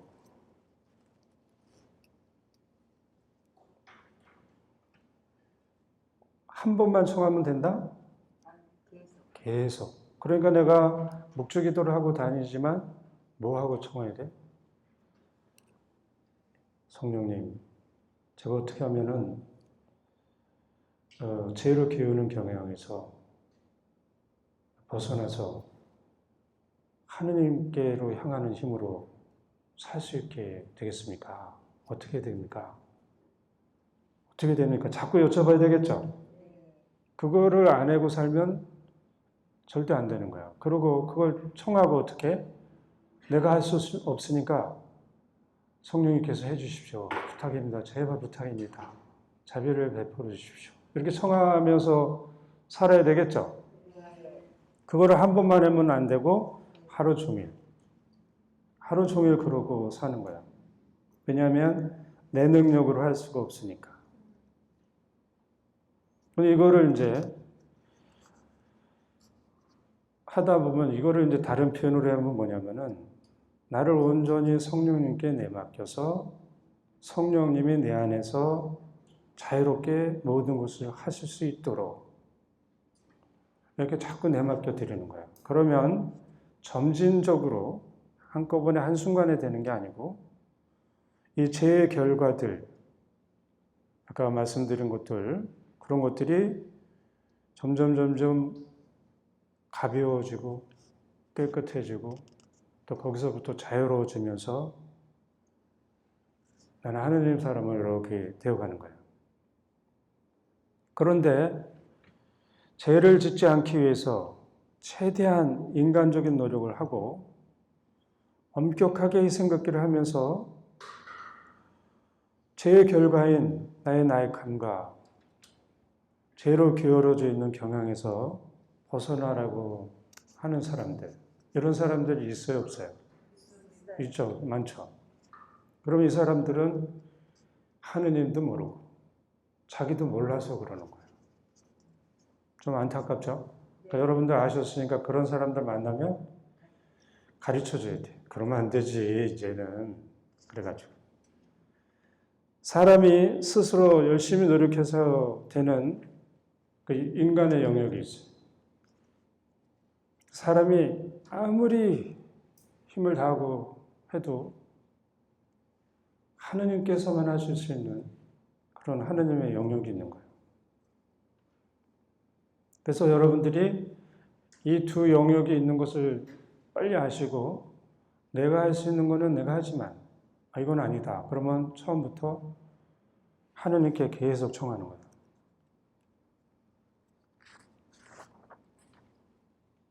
그래서 내가 이제 묵주기도를 많이 하는 사람이라면 묵주기도를 하면서 어떻게 해야 돼요? 성령님, 제가 어떻게 하면은 온전히 성령님께 내맡길 수 있을까요? 은총을 허락해 주세요. 내맡기는 게 잘 안 되는데 어떻게 하면 될까요? 이걸 자꾸 여쭤보는 거야. 그러면서 이제 내맡기는 삶을 사는 거야. 성령님께 내맡긴다는 얘기를 여러분들이 이제 또 들으셨을 텐데 내 힘을 빼는 거야. 그러니까 내가 성령님 안에, 그러니까 우리 이제 예수님한테 자꾸 뭔가 가르치잖아요. 그 성경에 보면 바리사이도 예수님이 뭐 하고 계시는데 하느님한테 그러면 안 됩니다. 이렇게 하십시오. 그렇게 해서는 안 됩니다. 아니면 제자들도 예수님이 뭐 하려고 그러면 이렇게 해야 됩니다. 이렇게 하죠. 하느님을 가리켜? 성령님을 가리켜? 그러면 안 되겠죠. 근데 여러분들 그러고 사는 거는 맞죠? 그러니까 어떻게 해야 돼? 가리키려고 하지 말고 내맡기는 걸 해야 돼요. 가리킨다고 하는 의미는 여러분들이 이미 아는 게 있어요. 아는 게. 하느님의 뜻이라고 그러는 거야. 하느님이 누구시라는 것도 아는 게 있어요. 그래서 그거에 따라서 하느님은 이렇게 하셔야죠. 예수님이 예전에 이렇게 하셨으니까 이렇게 하셔야죠. 이렇게 하는데 지금 상황이 다른데 가르치면 안 되는 거예요. 그래서 내맡기는 거는 힘을 빼는 거라 그러는데 어떻게 해야 제 힘을 뺄 수 있을까요? 또 힘을 뺀다는 게 무엇인가요? 이것을 지속적으로 하면서 깨달으면 또 끝이 아니고 또 다른 깨달음을 얻어서 지속적으로 계속해서 영적으로 다시 태어나는 사람이 되면 이 죄의 결과에서 여러분들이 어느 날 해방됐구나. 나는 여기서 좀 벗어난 사람이 되었구나. 하는 것을 느낄 수 있어요. 이 길은 이제 저 사람이 저렇게 했으니까 나도 이렇게 따라하면 되지. 이거는 제가 보니까 아닌 거야. 여러분들 각자에게는 고유한 길이 있어요. 그러니까 그 고유한 길은 성령님이 여러분들에게 알려주시고 이끌어 주시는 것이지 남이 했으니까 내가 따라해서 되는 것은 아닌 거야. 그래서 이거는 정말 새로운 길인데 독자적인 길이고 나의 길인데 이 길을 계속 가다 보면 나는 나의 자유의지와 이성, 기억과 무슨 욕구, 감정, 그리고 나의 시간, 여러분들의 주된 관심사와 시간을 모두 성령님께 드리고 있는 자기 자신을 발견하게 될 거예요. 나의 모든 것을 성령님께 드렸어요. 그래서 성령님께 내 모든 걸 드렸으니까 성령님께서는 나의 것을 성령님의 것으로 변형시켜 주셔요. 그래서 악으로 기울어졌던 내가 하느님께 기울어지도록 변형이 돼요. 그리고 영적으로 다시 태어나면서 죄의 결과에서 자유로운 사람이 되는 거예요. 여러분들 할 수 있겠죠?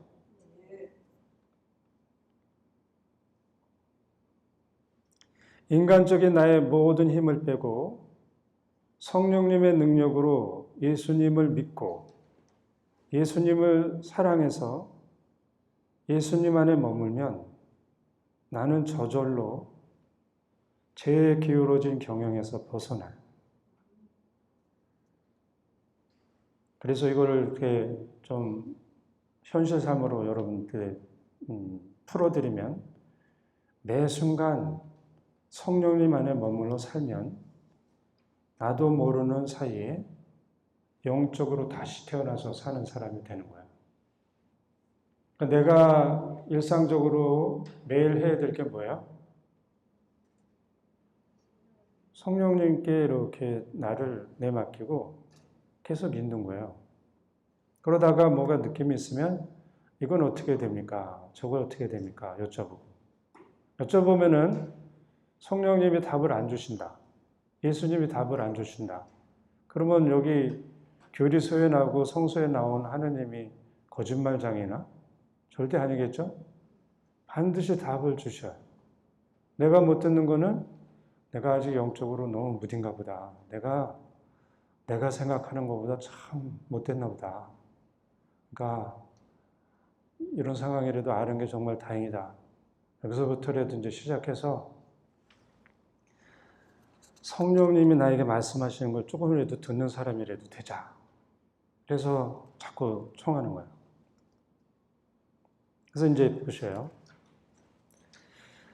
수도 생활을 하고 있는 분들도 똑같고, 저 사제로서 사는 사람도 똑같고,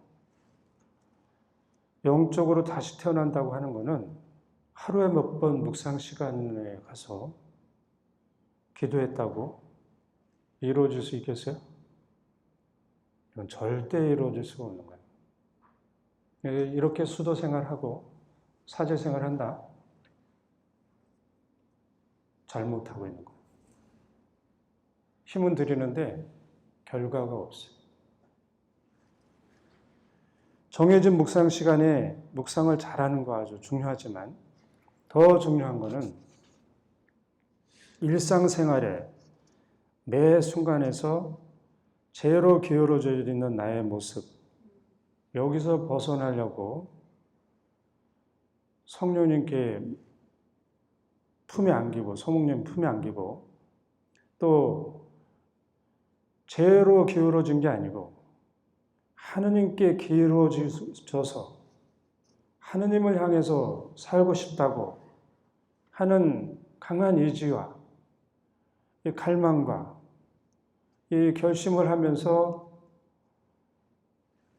예수님께 청하고 그렇게 실제로 살기 위해서 지속적으로 기회만 나면 머물고 또 머물고 질문을 하고 여러분들이 성령님 안에 머물면서 또 가만히 또 이렇게 무념무상 이거 하면 돼요? 안 돼요? 절대 안 되는 거는 성령님께 머물면 여러분들이 계속 필요한 걸 청하셔야 돼요. 예를 들어서 내가 이 강의를 하는데 이게 원죄가 뭔지 그리고 또 죄로 기울어져 있는 이 경향 이거 어떻게 벗어날 수 있겠습니까? 예수님. 자꾸 여쭤봐가지고 이거 가져왔겠죠, 여러분들에게. 여러분들 이거 어서 못 찾아봤죠, 이거? 이런 내용도 없었죠? 그럼 저는 이거 어디서 가져왔겠어요? 성령님께 계속 청해가지고 여쭤보고 막 이래서 가져온 거겠죠? 한 번 청하면 주시나? 그러니까 밤을 새고 될 때까지 여기서 강의를 해야 되는데 할 내용이 없으면 어떡하겠어요? 밤을 새도록 청해야겠죠? 그래서 가져온 거예요, 이게. 그래서 여러분들은 하루 어느 날 묵상하고 이러면 돼요, 안 돼요?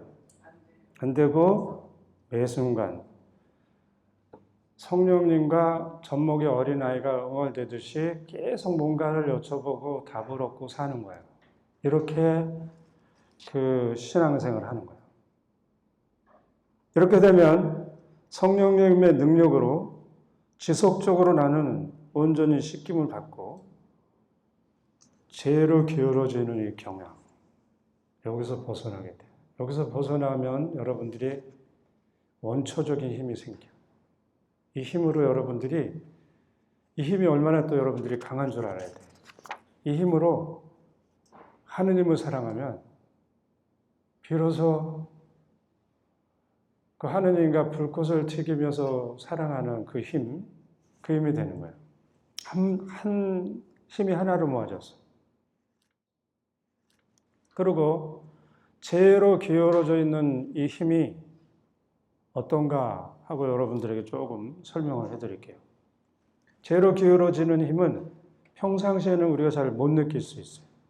근데 어느 날 마귀의 유혹을 받아서 죄를 지을 의향도 있고 어떻게 지으려고 하는 마음을 품으면 이때 이 힘이 발휘를 해요. 이 힘을 발휘하는데 얼마나 힘이 발휘해야 되는가. 저도 이제 잘 몰라서 여쭤봤더니 뭐 수레, 자전거 예를 들었어요. 자전거 평지에서 이렇게 타고 가면 뭐 별로 속도도 안 나고 편하게 가죠. 언덕길. 그 꼭대기 언덕길에서 타고 내려오면 어떻게 돼? 잘못하다가 막 가서 박아서 머리도 깨지고 그러죠. 죽을 수도 있죠. 그렇게 안 밟고 그냥 끝까지 가면 가속도가 붙어. 그래서 이 죄로 기울어져 있는 힘도 평상시엔 별로 이렇게 문제가 안 되다가 내가 유혹에 걸려들기 시작할 거라고 하면은 가속도가 붙는데 자전거는 브레이크라도 밟을 수 있죠. 여기서 내가 원해서 막 가고 있는데 브레이크 잡혀? 엄청난 힘을 발휘하는 거예요.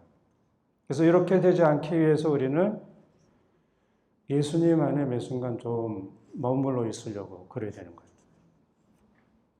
그 다음에 이제 영적으로 태어나는 사람, 어떻게 태어나는가를 한번 현실적으로 이렇게 제가 봤어요. 아이고, 시간이 많이 지났네. 조금 더 할게요. 내가 이 세상에 태어나면서는 어떻게 해요? 어머니 몸의 탯줄을 끊고 새로운 사람으로 탄생을 하죠. 그 다음에 태어나고 자라고 그러면서 사춘기가 되면 어떻게 해?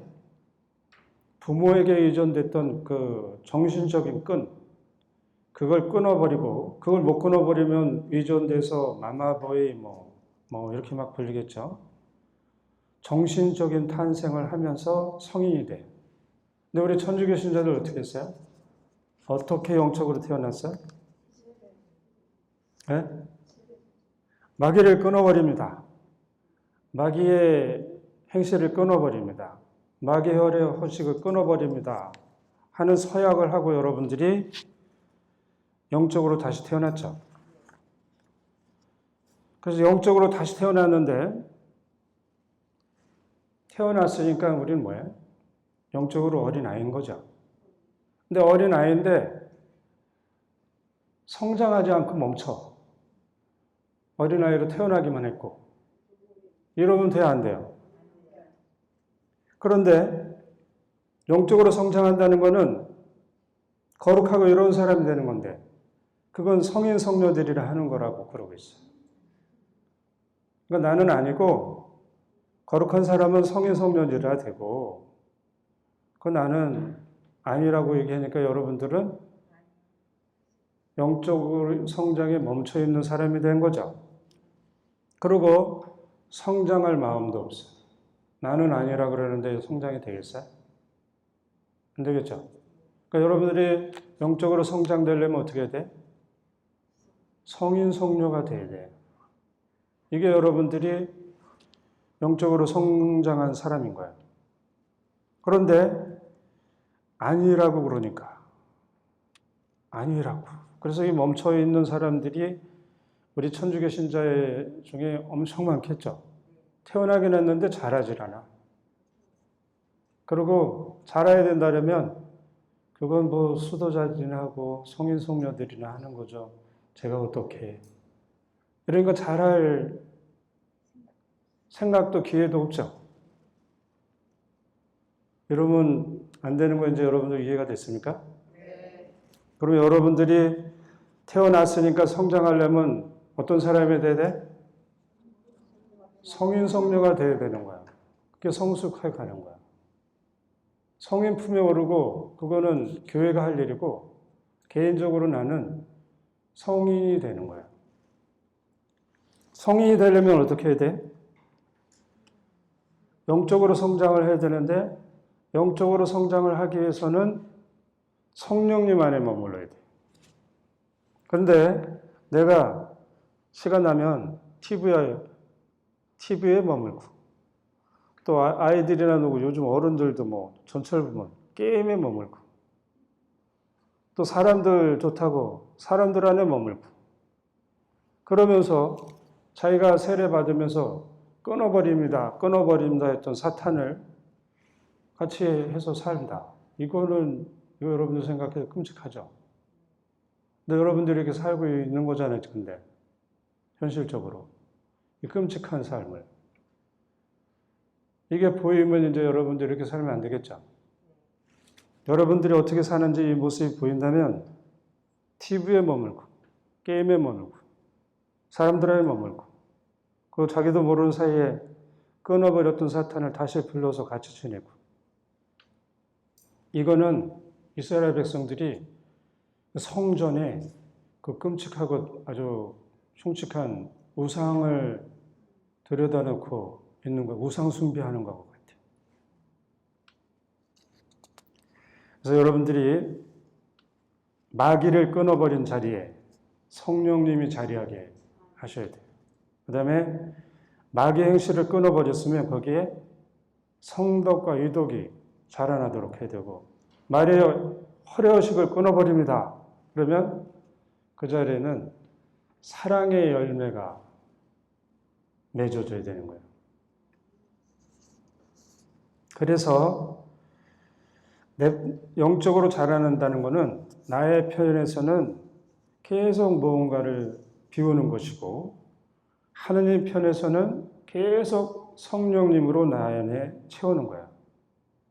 내 생각이 자리 잡았던 곳에 성령님의 생각이 자리 잡고, 내 말과 행동으로 가득 찬 곳이 비워져서 성령님의 말과 행동으로 가득 차고, 인간적인 것들이 모두 다 바뀌면서 영적으로 되고, 그 인간적인 것이 비우면서 성령님으로 채워지고, 이런 걸 우리는 영적인 회개라고 하는 거야. 이렇게 점점 채우다 보면, 나를 비우고 성령님으로 채우다 보면 나의 모든 것이 성령님 것, 하느님 것이 되고 하느님 사람이 되겠죠.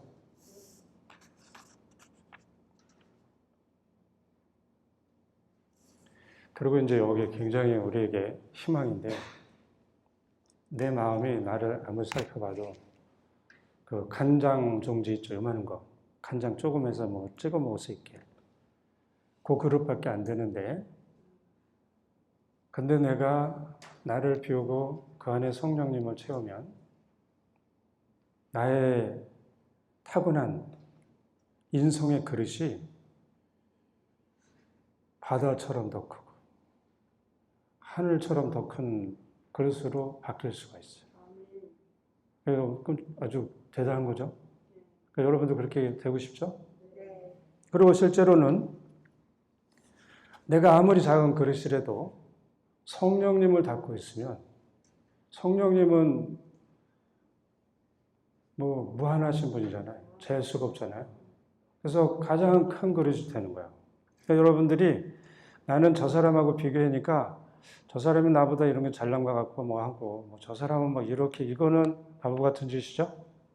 내가 성령님을 모시면 나의 그릇은 하늘보다 더 커져. 그러니까 다른 사람을 보면서 시기 질투하는 거는 잘못된 거죠. 나는 그 사람하고 뭐 똑같이 더 크게 성령님 안에서 될 수가 있는 거예요. 그래서 시간이 좀 많이 지나서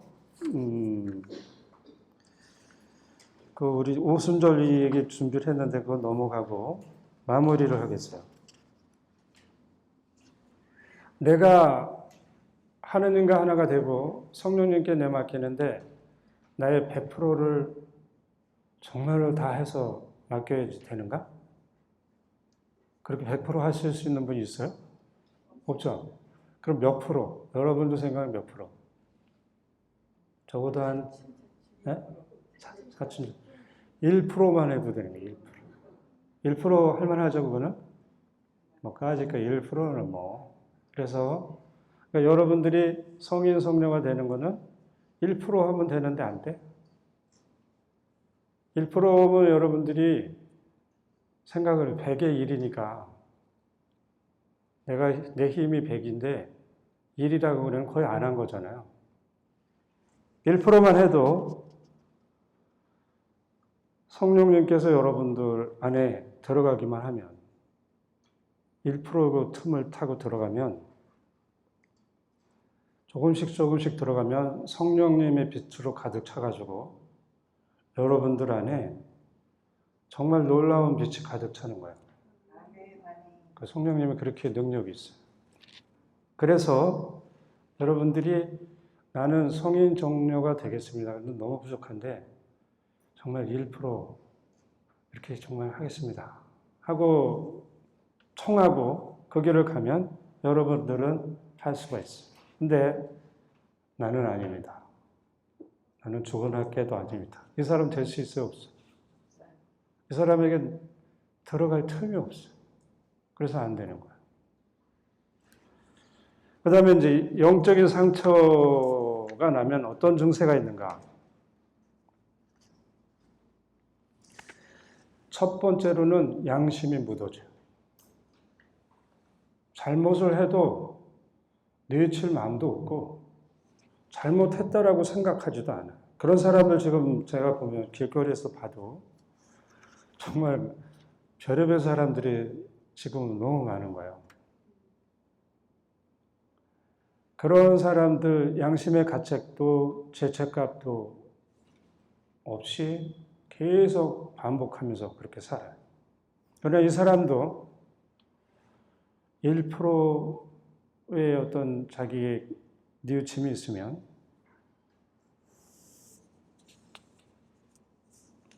영적인 치유가 돼서 양심의 소리를 들을 수가 있어요.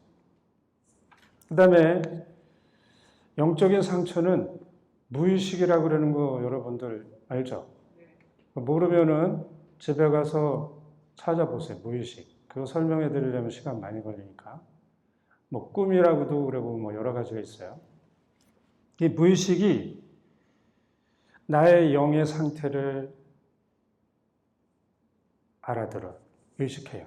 그래서 내가 영적으로 상처를 입고 있으면 나에게 사인을 계속 뭔가를 보여줘. 꿈을 보여주든지 뭔가 영상을 보여주든지 막 이렇게. 근데 그 무의식이 나한테 얘기해 주는 그거를 여러분들이 알아듣는 연습도 해야 돼요. 저도 그러고 여러분들도 그러고 다 알려주셔. 그걸 무시해버리면 큰 사고가 나요. 그래서 영적으로만 상처를 입었는데 그것이 내 인성이라고 할 수 있는 아까 말씀드린 모든 기억, 의지, 뭐 모든 것들, 이성, 그 나의 몸에도 전달이 돼요. 그래서 신음하고 아파하고 두려워하고 그러는 것들이 점점 사무치고 그러면 외로움과 슬픔 이런 것들로 내가 눌려서 우울증 증세도 나오는 거예요. 그래서 우리가 무슨 죄를 짓든지 우리는 영적으로 상처를 입어요. 그거는 죄의 칼날로 내 영혼에 상처를 입는 건데 죄가 무겁고 클수록 그 상처도 큰 거예요. 그런 상태에서 치유를 받지 않고 살면 당연히 불안하겠죠. 불안하고 또 그 상태에서 많이 느끼는 게 이제 외로움인 거예요. 외로움. 우울한 것들, 죄에 대한 무서움들, 정신적으로 심리적으로 근심하고 걱정하고 불안하고 이런 증세가 내면에 있는 거예요. 드러나지 않게. 그래서 죄를 짓고 영적으로 상처를 입으면 어떤 약을 먹고 또 어떤 의사가 가서 해준다고 인간적인 방법으로 해결이 될까요? 안 되겠죠. 이거는 하느님만 하실 수 있겠죠.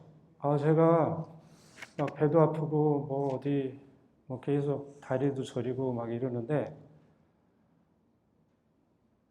영적인 상처로 의해서 그런 거라면 그게 거기 가서 찾아도 안 보일 거고 어떻게 방법이 없겠죠. 그래서 하느님 안에 예수님 안에 머무는 게 방법인 거예요.